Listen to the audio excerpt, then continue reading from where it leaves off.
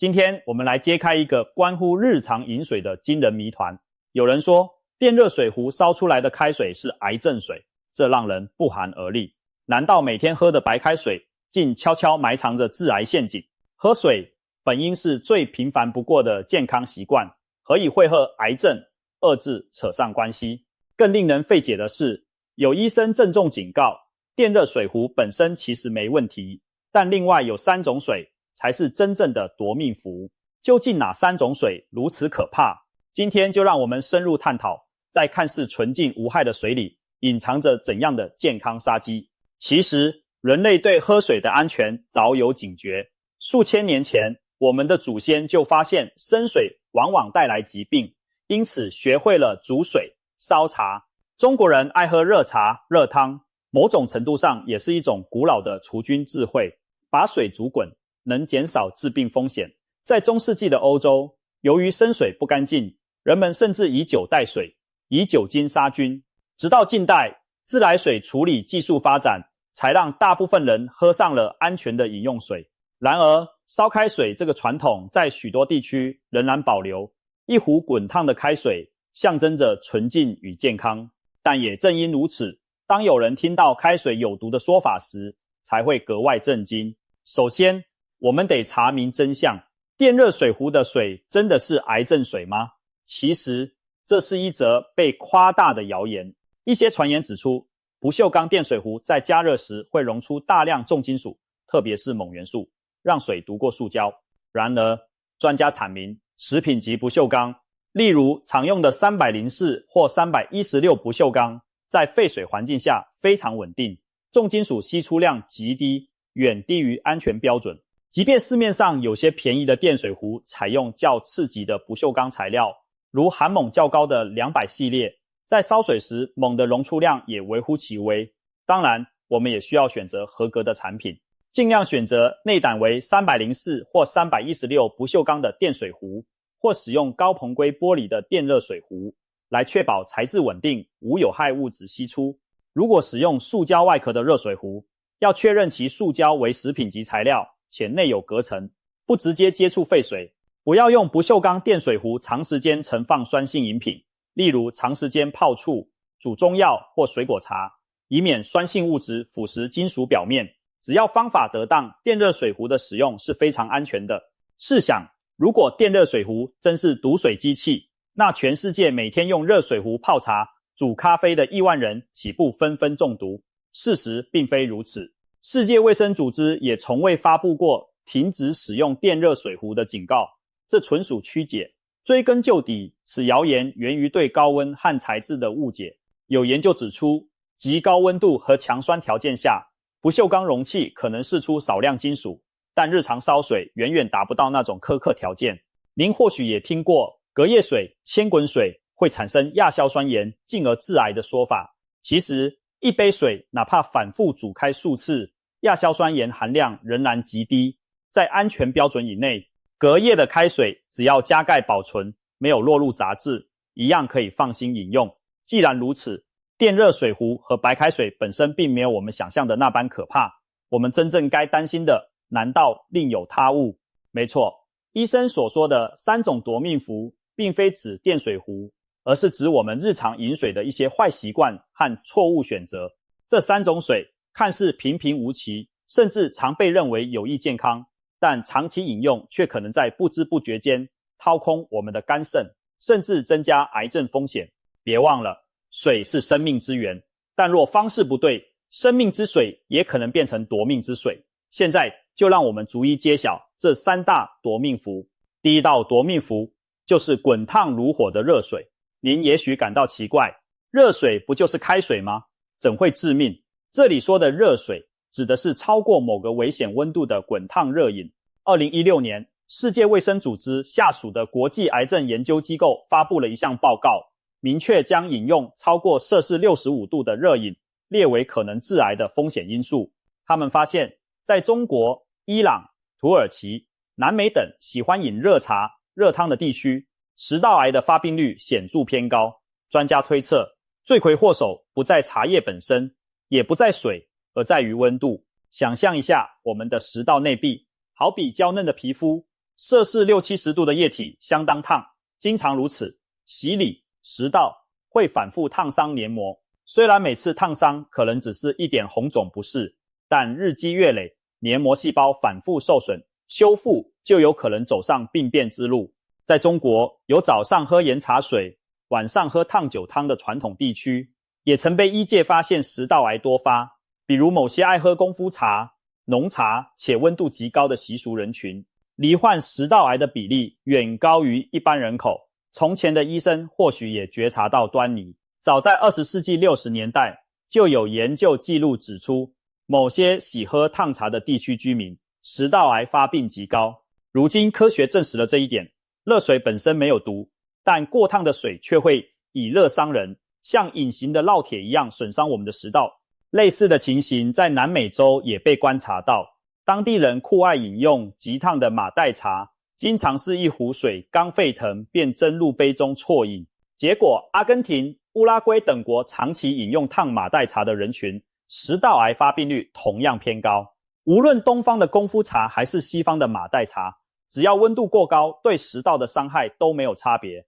由此我们明白热饮的危险来自高温本身，因此预防之道也很简单，让饮品稍微冷却到适口的温度再喝。如果端起杯子尝试小口都觉得烫得受不了，那就说明温度还太高，需要再放凉一会儿。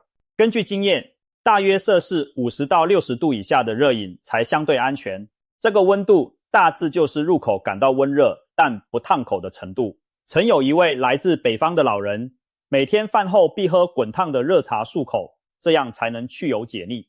他坚信不疑，多年下来，他的食道经常有灼热刺痛感，却依旧嗜好热茶解馋。直至有一天，他被诊断出食道黏膜出现了不典型增生，也就是癌前病变。这消息让他大为震惊，自己一辈子不抽烟不喝酒，饮食清淡，唯一的嗜好就是爱喝热茶，怎么竟把食道喝出了毛病？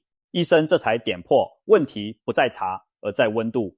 人类食道黏膜能耐受的安全温度，其实和我们口腔能接受的程度类似，超过60度就明显灼热难耐。许多人为了所谓杀菌养生，硬是习惯喝滚烫的开水热茶，殊不知这无形中给食道埋下隐患。世界卫生组织的专家甚至直言，每天喝烫茶的习惯，长期看来和吸烟、喝酒一样，是食道癌的重要诱因之一。所以，第一种看似健康，其实潜藏凶险的水，就是过烫的水。它并非有毒物质，但它的高温如同慢刀子割喉，一点点损伤我们体内脆弱的管道。如果你有爱喝热汤、热茶的习惯，请记得稍微放凉再喝，别让这杯原本健康的热茶变成伤害自己的凶器。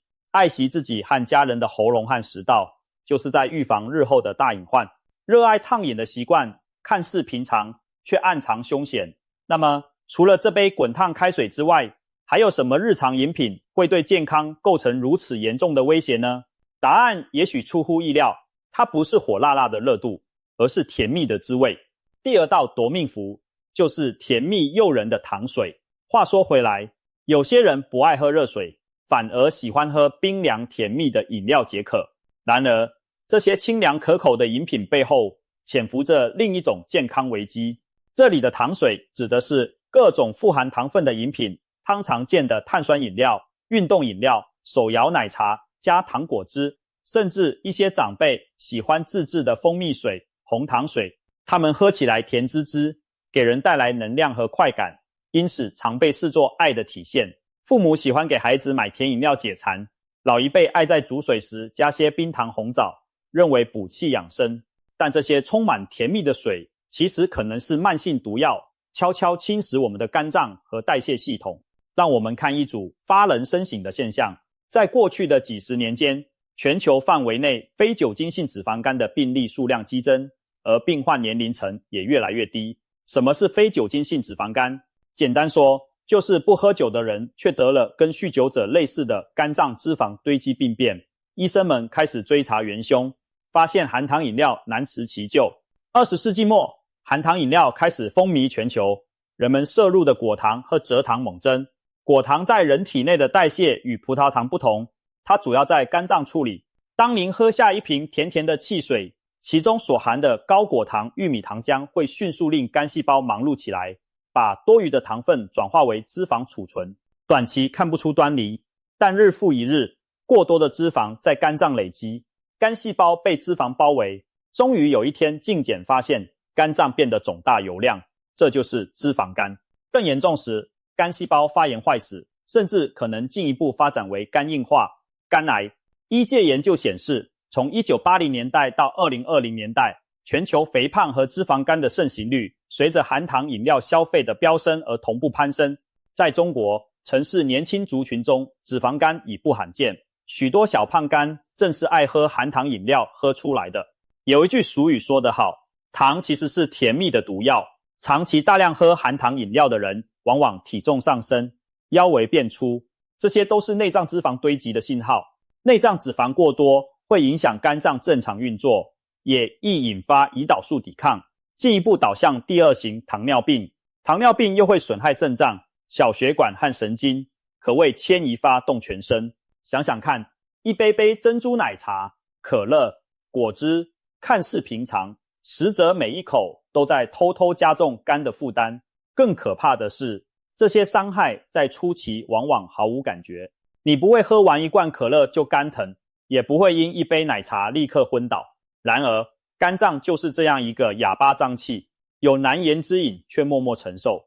等到真的出现肝功能异常的症状时，往往问题已经不小了。事实上，含糖饮料对健康的威胁已被大量统计数据所证实。一项哈佛大学在2019年发表的研究显示，每天喝2杯约700毫升以上含糖饮料的人，相比很少喝这类饮料的人，因心脏病导致的死亡风险增加了将近30%，总体早逝风险也明显上升。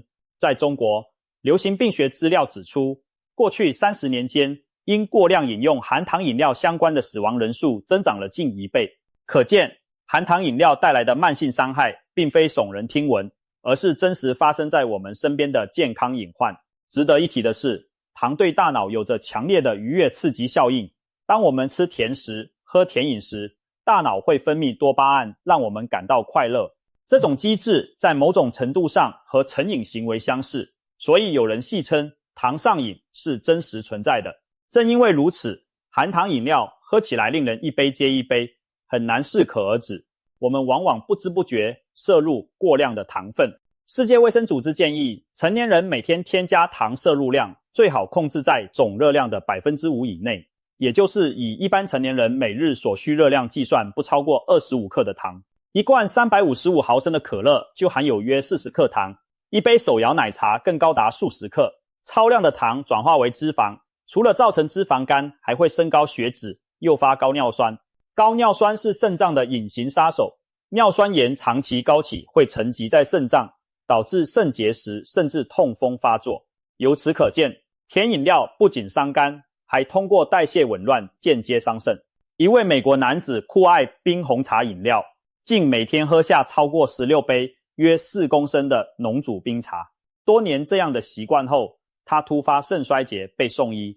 医生在追查病因时大吃一惊，原来大量浓茶中的草酸盐沉积，已让他的肾脏不堪重负，出现结石与阻塞。这极端案例正好说明，我们的肾脏喜欢清水，不喜欢花里胡哨的各种甜水或浓茶。如果长期拿含糖饮品当水喝，等于在慢性自杀。而除了内脏问题，含糖饮料还会带来一个直观的坏处，蛀牙。口腔中的细菌最喜爱糖分，当您喝下一杯甜饮后，细菌迅速繁殖并产酸，侵蚀牙齿珐琅质，长期如此就容易造成龋齿。因此，那些每天饮料不离手的人，不但肚子里藏着脂肪肝，牙齿也在悄悄烂掉。因此，第二种夺命之水，其实就是那些取代了白开水的高糖饮料。他们打着饮料的名义，实际上含糖量爆表，远远偏离了解渴与健康的初衷。别再被甜蜜的假象蒙蔽，每天把它们当水喝的人，实际是在慢慢掏空自己的肝和肾，给孩子表达关爱。不妨换种方式，别再用含糖饮料来犒赏。对中老年人来说，更要警惕那些养生糖水的陷阱。红糖水、蜂蜜水喝多了一样伤身，真正解渴又养生的还是白开水。当然，适量喝点淡茶或无糖的花草茶也可以，但千万别让糖分主宰了您的日常饮水习惯。甜饮料的危害如此明显，相信您已经提高警觉。然而，接下来登场的第三种夺命符可能更具隐蔽性，它既不像热水那样烫喉刺激，也不像含糖饮料那般有甜蜜的味道。相反，它往往无色无味，乍看与普通的水毫无两样，因此更容易被人忽视。第三道夺命符就是反复煮沸、长时间存放的老化水。这听起来有些拗口，指的就是我们常说的千滚水、隔夜水之类。虽然前面提到过，单纯隔夜的白开水并不会剧毒四溢，但如果水长时间存放不当，或一壶水反复煮开多次，潜藏的风险也不可小觑。首先，我们来看看千滚水，也就是多次煮开的水。很多人烧水时喜欢一壶烧满，喝不完就留在壶里，下次接着烧开，如此往复，水似乎永远在壶中循环。可您是否注意到，电热水壶用久了，内壁会生出一层白色的水垢，那就是水中矿物质沉积的痕迹。每当水沸腾时，水分蒸发一些，留下的矿物质相对浓度就提高。反复煮沸后，水垢越积越多。这些水垢本身并非剧毒，但成分包括碳酸钙、碳酸镁等硬水矿物，喝下过量可能增加肾脏负担。如果您的水源中杂质较多，反复加热，还可能让微量的重金属浓缩。例如，自来水若含极微量的铅或砷，本来单次喝进去不足为虑，但要是您习惯把一壶水越烧越少，一烧就是好几十分钟，甚至保温模式煮不停，那些不易挥发的有害物质浓度就会越来越高。再来谈隔夜水，许多人喜欢把烧好的开水装进暖水瓶或保温杯，方便随时饮用。然而，温热的环境其实特别适合某些细菌繁殖。如果容器没有充分消毒，或倒水时混入灰尘，放上一夜，隔天这瓶水可能早已不是纯净的状态。一些耐热的细菌孢子在高温下幸存，降到适宜温度便大量滋长，特别是温度在30到50度之间，正是细菌活跃繁殖的温床。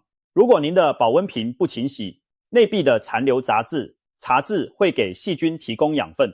喝下这样的隔夜温水，轻则口感变差，重则可能吞下过量细菌，引发肠胃不适甚至感染。此外，隔夜放置的开水温度下降的过程中，也会重新融入空气中的二氧化碳，导致水呈微酸性。微酸的水会促进容器中金属离子的析出，如果容器材质不佳，也可能把水垢中的某些物质重新溶解出来。因此，隔夜反复加热的水往往口感发涩，这其实是在提醒您水质已发生改变。需要强调的是，亚硝酸盐一旦摄入过量，还会影响血液的血氧能力，使血液中的血红蛋白失去血氧功能，导致一种称为正铁血红蛋白症的缺氧状态。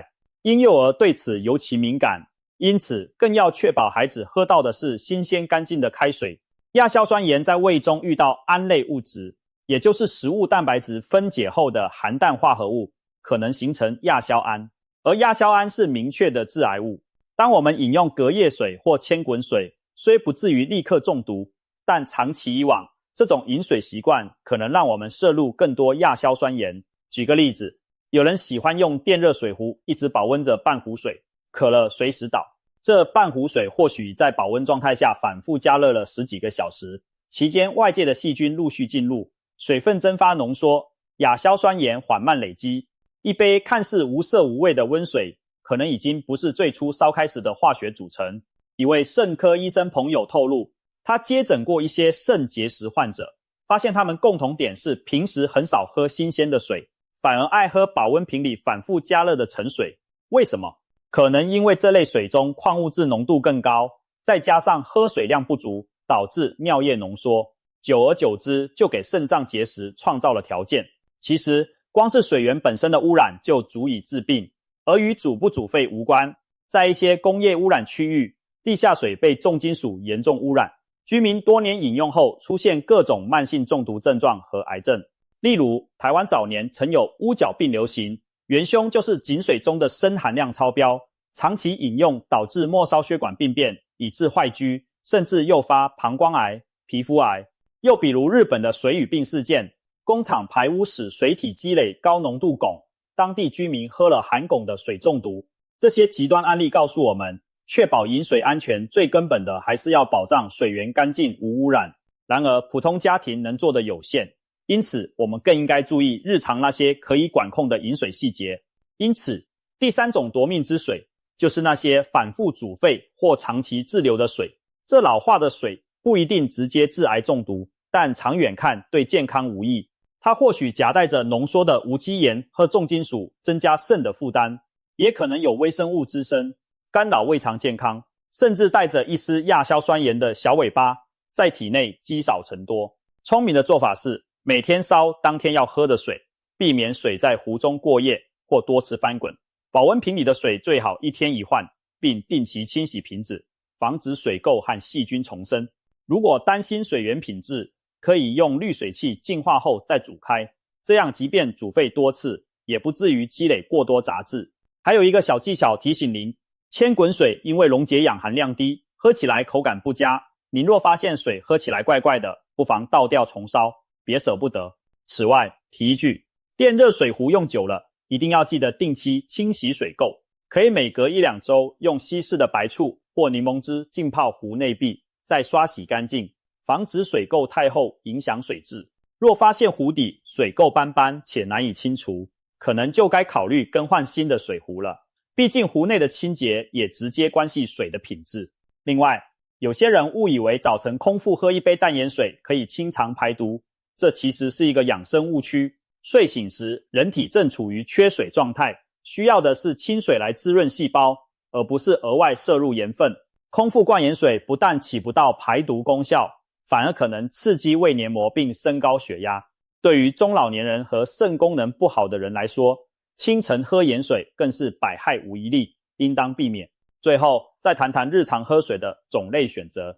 有人喜欢买瓶装矿泉水，觉得纯净天然，也有人安装纯水机，只喝纯净水，还有人则信任家中的自来水，煮开晾凉后饮用。其实这3种水各有千秋，重点在于水源安全和个人喜好。矿泉水含有天然矿物质，口感清冽，但要认准正规品牌，留意水源地可信度。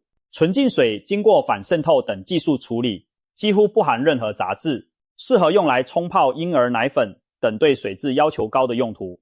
不过由于矿物质也被去除，长期饮用是否影响微量营养摄入，目前看来问题不大，只要日常饮食均衡即可。至于白开水，则是经济实惠的首选。自来水在出厂前已过滤消毒，烧开可进一步杀菌脱氯。绝大多数地区的自来水烧开后都能安心饮用。需要注意的是，瓶装水长期存放或高温暴晒可能产生塑化剂，开封后也应尽快喝完，以防细菌繁殖。纯净水和白开水则建议储存在干净容器内，避免2次污染。总的来说，只要水源经过适当处理并卫生存放，上述几种水都可以作为日常饮用水。我们无需迷信某种神奇水，适合自己的安全的水就是最好的水。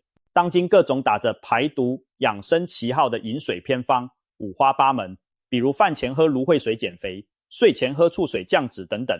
然而人体的毒素主要靠肝脏和肾脏自行处理，单靠某种神奇的水就想排毒并不现实，不当的偏方反而可能伤身。因此与其追求那些偏方，不如踏踏实实养成健康的饮水习惯。最后我们再强调一次，电热水壶并不是什么造毒工具，更不会平白把水烧成癌症水。真正的问题往往出在人为的处理和选择上。壶没问题，水的用法大有学问。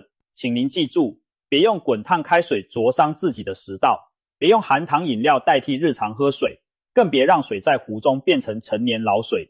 如果您爱家人和自己的健康，那就从今天开始好好检视一下自己的饮水习惯，别让一杯水毁了您的健康。愿我们都能远离那些夺命的饮水误区，让每一口水都真正成为生命的甘露。水是生命之本，健康饮水应该成为我们每个人的生活习惯。只要避开上述误区，养成良好的饮水习惯，我们完全可以放心地享受白开水带来的益处。